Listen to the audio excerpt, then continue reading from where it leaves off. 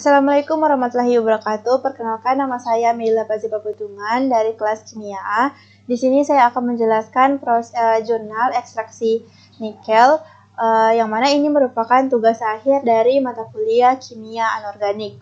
Nah, jurnal ini diambil dari Science Direct, di mana saya mengambil jurnal dengan judul Extraction of Nickel and Cobalt from a Laterite Ore using the Carbothermic Reduction Roasting Ammonical Leaching Process, atau ekstraksi nikel dan kobalt dari biji laterit menggunakan proses pembanggangan reduksi karbotermik pelindian amoniak. Lanjut, yang akan saya bahas pada kali ini yaitu latar belakang, preparasi, proses ekstraksi, dan hasil dari pembahasan jurnal tersebut. Kita langsung saja ke bagian latar belakangnya.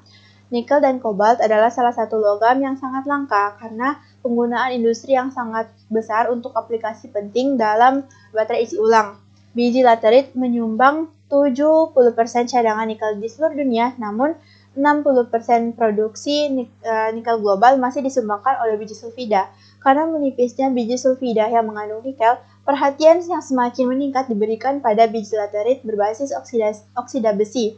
Lapisan permukaan mineral ini disebut sebagai lunonit yang terutama mengandung 40-60% besi sebagai geotit bersama dengan 0,5-1,7% nikel dan sedikit kobalt. Perbedaan utama antara biji sulfida dan laterit adalah bahwa jika nikel dapat dipekatkan 6-10% melalui pengapungan biji sulfida, sementara untuk laterit tidak ada manfaat yang signifikan yang dapat dicapai.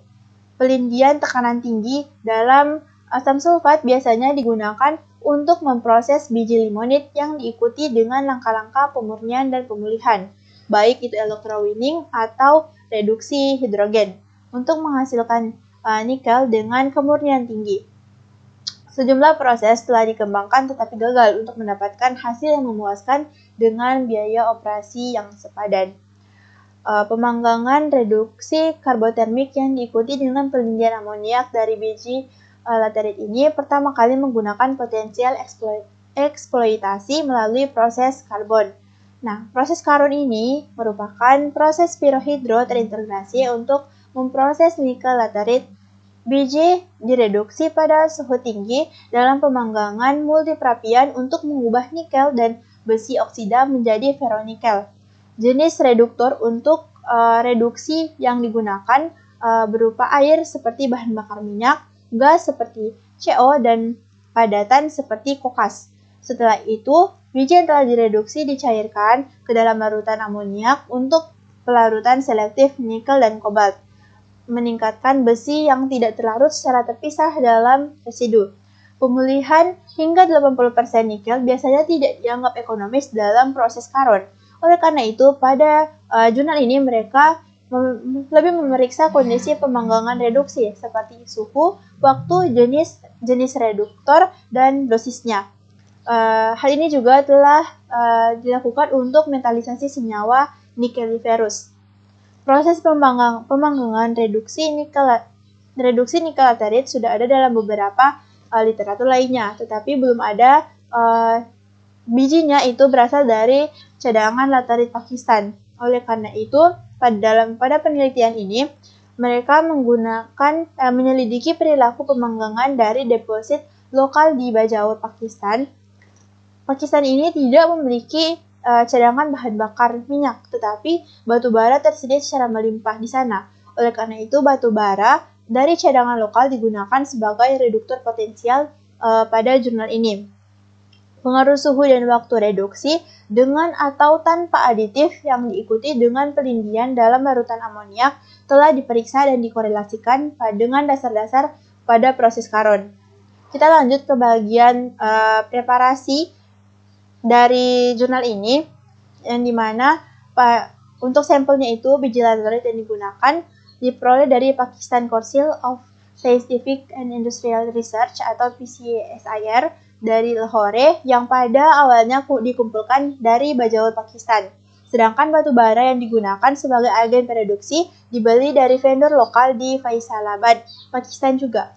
Bentuk kedua sampel dapat dilihat pada gambar berikut. Kedua sampel yang dikumpulkan secara terpisah dihomogenisasi, dihancurkan, digiling dan diayak untuk mendapatkan sampel berukuran kurang dari 1 pikometer. Sampel tanah laterit selanjutnya digiling dengan jumlah batu bara yang diinginkan selama 30 menit untuk memastikan pencampuran yang sempurna. Campuran bahan pemanggangan dibuat dengan mencampurkan jumlah batu bara yang telah ditentukan sebelumnya dengan 2% berat bentonit dan dosis yang diperlukan dari Na2SO4. Ini merupakan aditif digunakan untuk menentukan pengaruh dalam pemanggangan laterit dengan jumlah yang seimbang dengan sampel laterit. Dengan penyemprotan air ke dalam campuran tersebut, pelet berdiameter sekitar 1 cm disiapkan. Jumlah sampel yang diinginkan dalam bentuk pelet setelah dikeringkan selama 72 jam. Kemudian diambil untuk percobaan pemanggangan reduksi yang dilakukan di dalam tanur pot di bawah atmosfer lembab. Waktu pemanggangan dihitung setelah mencapai suhu reduksi yang diinginkan.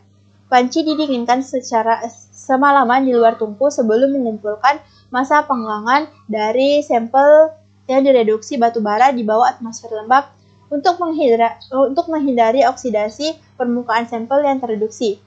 Untuk menyelidiki sejauh mana proses pemanggangan reduksi, pencucian pelet reduksi dilakukan dalam labu alas datar berleher 3 250 ml, kemudian 5 gram produk pemanggangan dimasukkan ke dalam labu yang berisi 100 ml larutan NH3NH42CO3 yang mengandung 150 gram per liter total amonia. Di bawah pengadukan 400 ppm dengan pengaduk magnetik pada suhu kamar 26 derajat Celcius dan dengan adanya aliran udara 5 liter per jam.